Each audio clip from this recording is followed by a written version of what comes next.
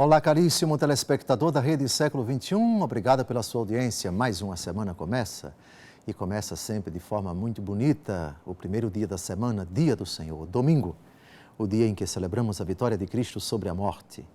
E certamente você passou um dia agradável na presença do Senhor e que bom que esteja aí agora diante do seu televisor. Programa Luz da Vida, pela 26ª vez, o último programa que estamos realizando para tratar de uma das verdades esquecidas na Igreja Católica Apostólica Romana, as indulgências. Pela 26ª vez, digo para todos os telespectadores o que é uma indulgência. É a remissão diante de Deus da pena temporal dos pecados perdoados quanto à culpa, e que a Igreja aplica, tirando, aurindo dos méritos de Cristo e dos santos, concedendo a determinadas obras em favor dos vivos e dos falecidos a remissão parcial ou plenária das penas temporais dos pecados perdoados quanto à culpa.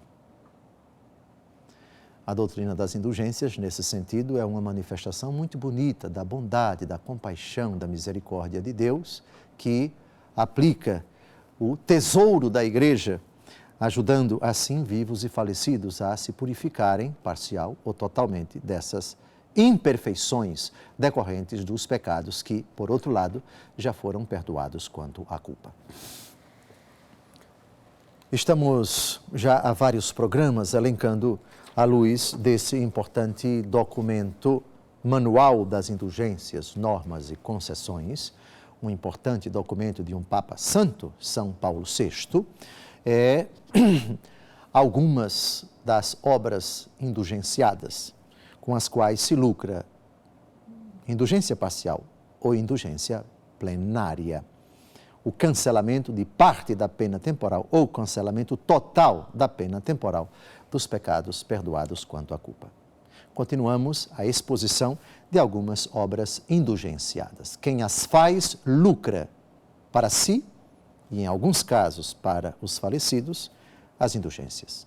Vamos continuar a exposição e comentário de algumas dessas obras indulgenciadas.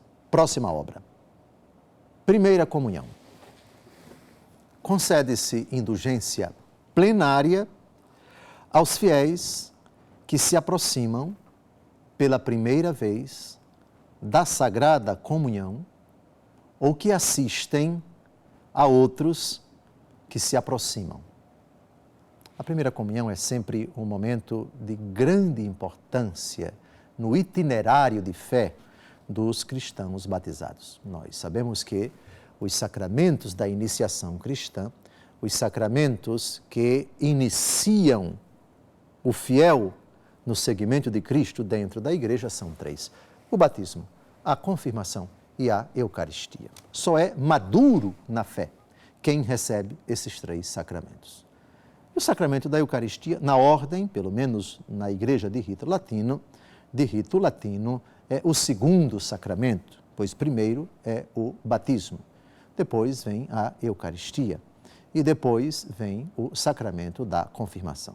Mas essa ordem, conservando sempre o batismo, ela pode se alterar aqui, ali ou acolá, ou ambos, ou os 3 sacramentos podem ser recebidos no mesmo dia, sobretudo quando se trata de catecúmenos adultos, a não ser que o bispo reserve para si a celebração do sacramento da confirmação, se trata de adultos, ou seja, se o catecúmeno já tem 7 anos de idade ou mais, ele para a Igreja já é adulto. E os sacramentos que ele recebe são sacramentos dispensados no rito de iniciação cristã dos adultos. E esse momento em que, pela primeira vez, o fiel cristão católico recebe o corpo, sangue, alma e divindade de nosso Senhor Jesus Cristo, a Igreja concede a quem recebe piedosamente a Santíssima Eucaristia pela primeira vez a indulgência plenária. E não apenas aquele que recebe a primeira comunhão, que faz a primeira comunhão, mas também os que assistem a outros que se aproximam. O sacerdote, os acólitos, os ministros extraordinários da comunhão eucarística e os familiares, desde que naquelas condições, aquelas 3 condições das quais já falamos tantas vezes nesses 26 programas. Confissão sacramental, comunhão eucarística e oração nas intenções do Santo Padre. Vamos agora à próxima obra indulgenciada. Reza do Rosário de Nossa Senhora. Indulgência plenária, se o rosário se recitar na igreja, ou oratório, ou em família, na comunidade religiosa, ou em piedosa associação. Parcial em outras circunstâncias. Agora vamos explicar o que é o rosário. Qual a diferença entre rosário e terço? Só se obtém a indulgência plenária recitando o rosário, ou se pode obter a indulgência plenária recitando também o terço? Vamos à explicação, vamos à distinção. O rosário é uma fórmula de oração em que distinguimos 15 dezenas de saudações angélicas, Ave-Marias, separadas pela oração dominical, que é o Pai Nosso.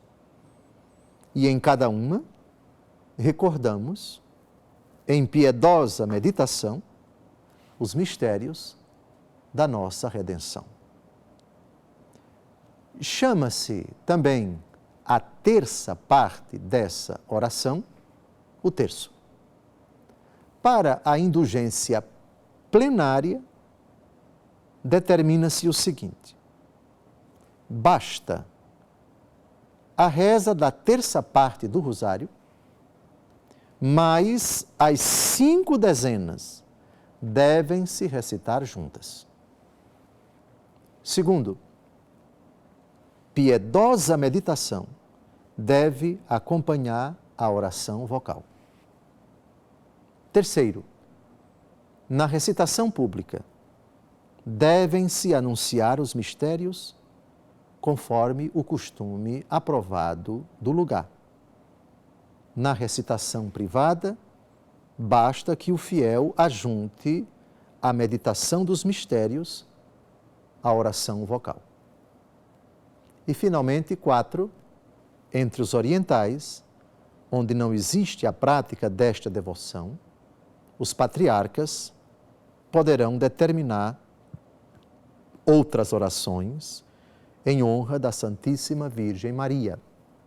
Por exemplo, entre os bizantinos, o hino Acatistós, ou o ofício Paráclisis, que gozarão das mesmas indulgências. Sem dúvida alguma, das muitas devoções à Santíssima Virgem Maria, a que mais se destaca, a mais propagada, indiscutivelmente, incomparavelmente, no Ocidente, é a recitação do Rosário. Rosário que, inteiro, comporta 150 Ave-Marias, distribuídas em 50, 50 e 50. O Papa São João Paulo II acrescentou os mistérios luminosos, então agora não é propriamente o terço. Para se recitar o rosário é preciso acrescentar mais 50 Ave-Marias, porque temos agora os mistérios gozosos, os mistérios luminosos, os mistérios dolorosos e os mistérios gloriosos. Mas o nome terço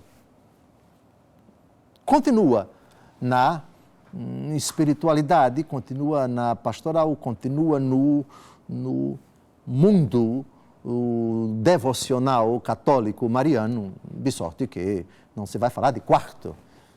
Pode-se até falar, mas a expressão terço continua clássica, apesar de os mistérios agora estarem divididos em 4 categorias. Antigamente eram 3, gozosos, dolorosos e gloriosos.